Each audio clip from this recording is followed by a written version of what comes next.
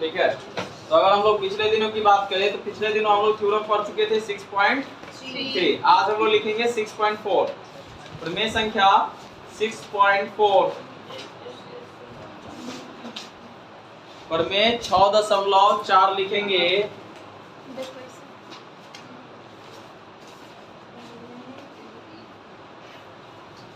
प्रमेय 6.4 इसको आप कहते हो भुजा समरूपता, अर्थात साइड से इसको रिप्रेजेंट करते हैं। ठीक है। अब इसके अंदर कहता क्या है वो ये थ्योरम,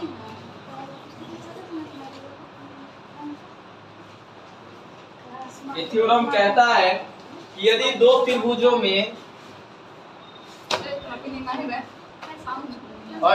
अल्लाह क्या कर रहा है जी। ठीक है।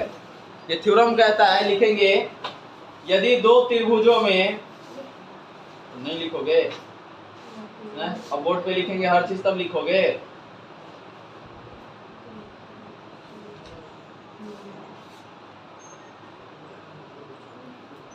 यदि दो त्रिभुजों में एक त्रिभुज की भुजाएं, यदि दो त्रिभुजों में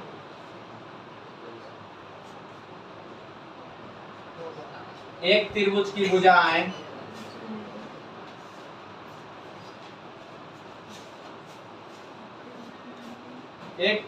भुजाएं दूसरे त्रिभुज की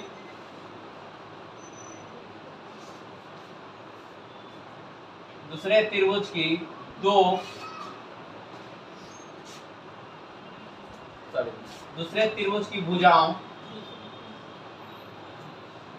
के समानुपाती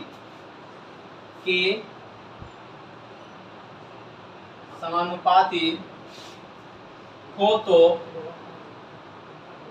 उनके संगत कोण बराबर होते हैं। उनके संगत कोण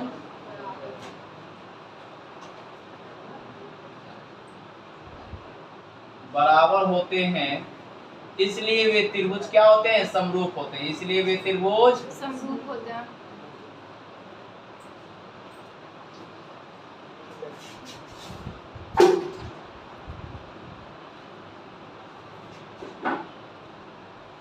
ठीक है। ये हमें ठीक है स्टेटमेंट कह रहा है।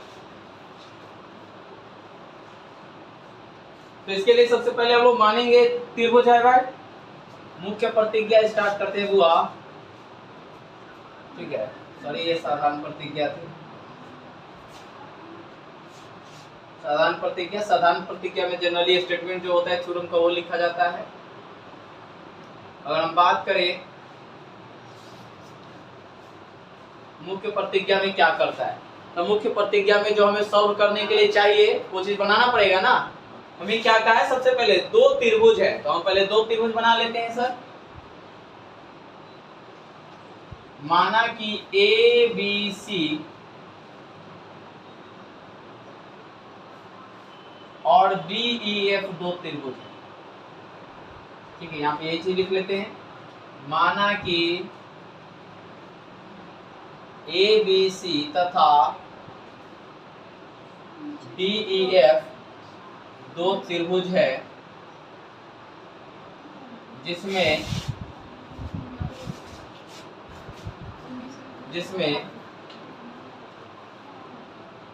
ए बी बाई, क्या बोल रहा है बुआ, कि उनकी भुजाएं दूसरे त्रिभुज की भुजाओं के समानुपाती होते हैं। दूसरे त्रिभुज की भुजाओं के मतलब एक ही अनुपात में। ठीक है। तो A B by A B बटा क्या हो जाएगा, डी बी सॉरी डी, और ए सी बाई क्या हो जाएगा, डी एफ, और B C by E F. ये हमें दिया गया है। सीधी क्या करना है,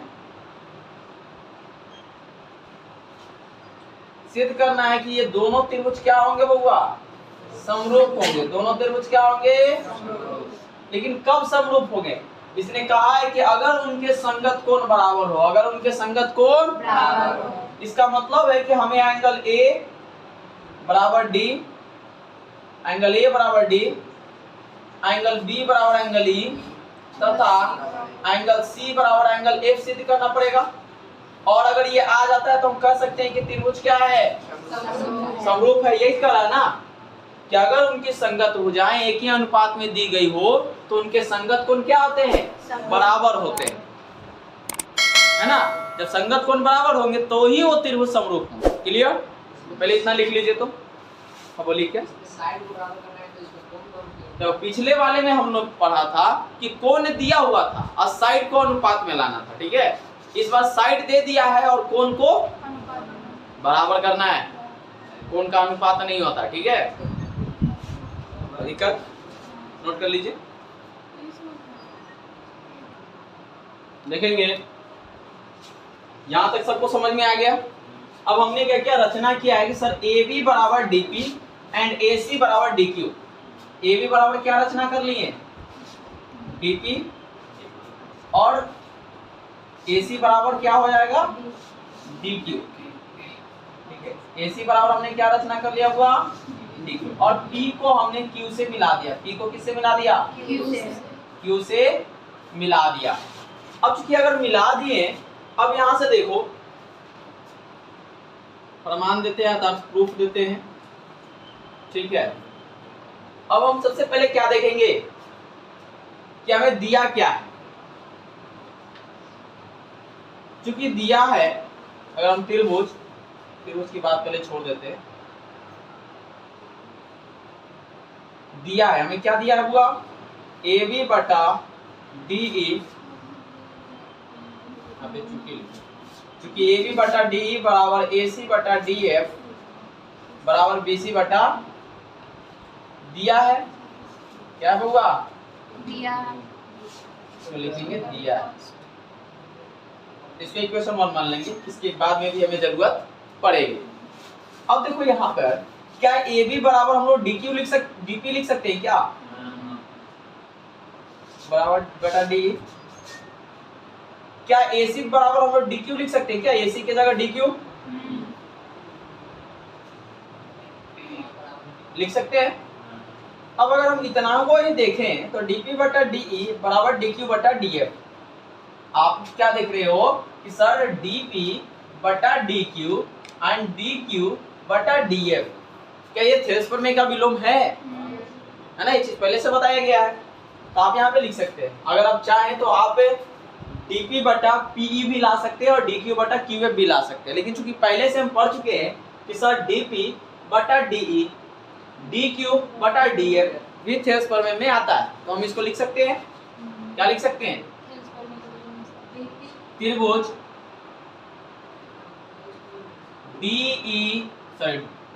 DEF में क्या दिख रहा है सबको, हाँ, त्रिभुज DEF में अगर हम देखें तो हम लिख सकते हैं थेरेस प्रमेय के विलोम से, थेरेस प्रमेय के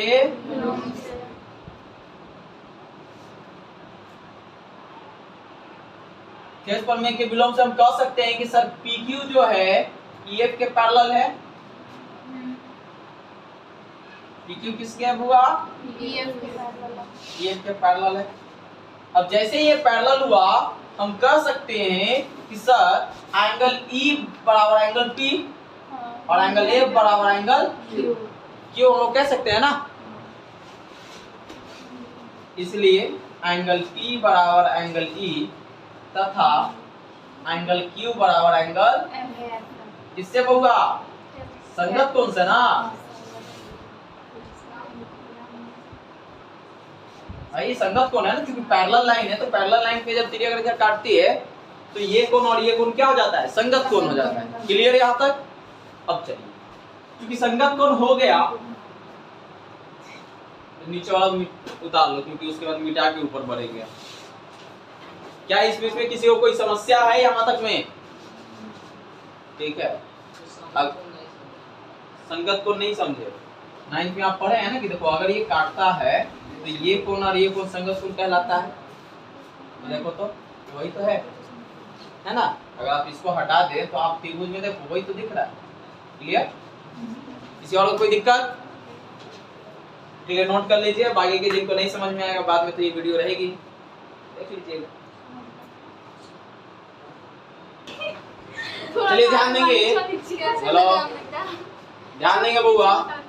हमारे पास अब ये त्रिभुज है। अगर त्रिभुज DEF में देखें और हम त्रिभुज DPQ और त्रिभुज DEF में अगर हम लोग देखें तो हम लोग को पता चल रहा है कि सर एंगल D बराबर एंगल D तो दोनों में है, ठीक है। Angle D PDQ is equal to angle EDF क्या है, कॉमन है ना जी, उभयनिष्ठ है।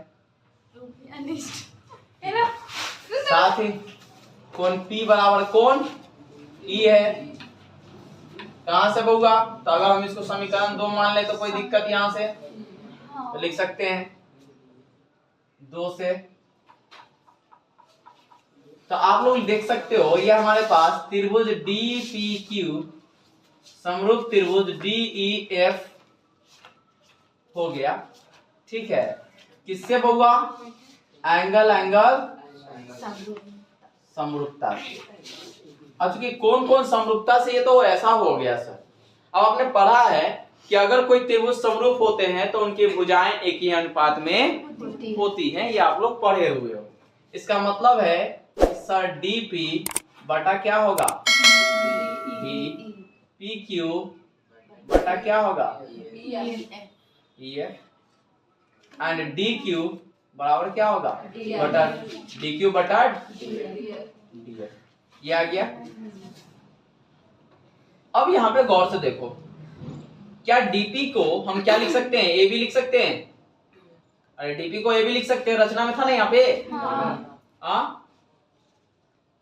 और PQ को क्या लिख सकते हैं, AC लिख सकते हैं। नहीं, PQ को AC कैसे लिख देंगे, हम लोग DQ को ना माने थे,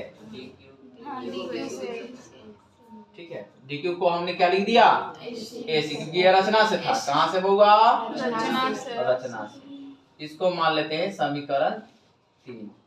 अब देखो 1 और 3, समीकरण 1 और 3 को देखो तो सर ये और यहाँ पर ये दोनों मैच कर रहा है ना। तो हमारे पास क्या बचा, PQ बटा EF बराबर BC बटा EF होगा ना। तो लिखेंगे समीकरण 1 और 3 से। तो हम लोगों को क्या मिला, BC बटा EF is equal to PQ बटा EF। तो आप देख रहे हो कि सर BC बराबर क्या आ गया, आगे क्लियर है, समझ में आया। अब हम नीचे वाला मिटा दें, किसी को ऊपर में दिक्कत, मतलब नीचे वाले में मिटाने से पहले नहीं ना। आगे बढ़ते हैं और देख लेते हैं इसके बाद क्या होगा। अब हम लोग चलते हैं इन दोनों त्रिभुज में, ठीक है। इसमें हुआ त्रिभुज ABC। अब हम लोग देखते हैं हुआ त्रिभुज ABC और त्रिभुज DPQ में, ठीक है। आप यहाँ पे देख रहे हैं कि सर AB बराबर, वहां पे हमने रचना में क्या किया था, लिखते हैं रचना से। फिर क्या हमने दिया, BC बराबर PQ, BC बराबर कैसे लिखे सर, आप इसको मन के चलो तो 4 मान लो, कोई दिक्कत नहीं है ना। क्या मान लो, 4 मान लो। आगे देखो AC बराबर क्या था, DQ। ये कहां से, रचना से था, है ना। तो हम लिख सकते हैं कि त्रिभुज ABC सर्वांगसम त्रिभुज DPQ किससे होगा, साइड सर्वांग समता से, समता से। और यहाँ पर क्या था, समरूपता था, ठीक है। अब यहाँ पे देखो, चूंकि ये सर्वांगसम हो गया तो क्या हम लोग लिख सकते हैं एंगल A बराबर एंगल D। मैं इधर लिख लेता हूँ थोड़ा सा ऊपर आगे यहीं पे लिख देता हूँ, ठीक है। लिखा हुआ है तो एंगल A बराबर एंगल D, B बराबर P और C बराबर Q। तो लिख लेते हैं एंगल A बराबर एंगल D, एंगल B बराबर एंगल P और एंगल C बराबर एंगल Q। देखिए तो देखिए कितना हंसी और कुछ हंसने का कारण भी बताओ हमें भी। हम पिटा गए ऐसे हंस रही है। ए भगवान, अरे देखो कम से कम हंसते समय कारण बता दिया करो, सब लोग हंस ले, है कि नहीं? अरे उसका कारण याद बेचारा जोशी भी हंस लेता है एक बार। चलो नीचे ध्यान दीजिए, हेलो अब क्लियर है। देखो कोण ए बराबर कोण डी तो सब ठीक है, कोण बी बराबर पी बराबर आप क्या जानते हैं? अरे पी बराबर अभी पीछे आया था ना, पी बराबर कोण ई, पी बराबर कोण ई और कोण सी बराबर क्यू बराबर कोण एफ आया था। कहाँ से सर? समीकरण 2 था ना वहाँ पे, समीकरण 2 से। अब देखो हमें क्या मिल गए? ये तीनों कोण बराबर मिल गए। तो आप फिर से देखिए तो सिद्ध करने वाले में कॉपी पलट के पेज में तो मैंने वहां पे लिखा था कि अगर तीनों कोण बराबर हो जाएं दोनों त्रिभुज के तो क्या होते हैं? त्रिभुज समरूप होते हैं। वो त्रिभुज क्या होते हैं? तो इसलिए हम कह सकते हैं कि त्रिभुज ABC समरूप त्रिभुज DEF। क्लियर भाई? कौन से थ्योरम से इसको हमने समरूप किया? एंगल समरूपता से। ठीक है, ये हमारा प्रूव्ड हो गया। क्लियर? किसी को कोई दिक्कत हुआ समझने में? मुद्दा नहीं जी? रेशमी के है क्या? हाँ रेशमी, एनी प्रॉब्लम? नहीं ना। देखो अगर किसी को भी प्रॉब्लम है तो अभी हमसे पूछ लीजिए। मिटाने के बाद थोड़ा दिक्कत हो जाता है, कारण कि पिक्चर वगैरह फिर से रिपीट करना होता है, टाइम टेकन ज्यादा हो जाता है। किसी को कोई प्रॉब्लम? चलिए अच्छी बात है, नोट कर ले।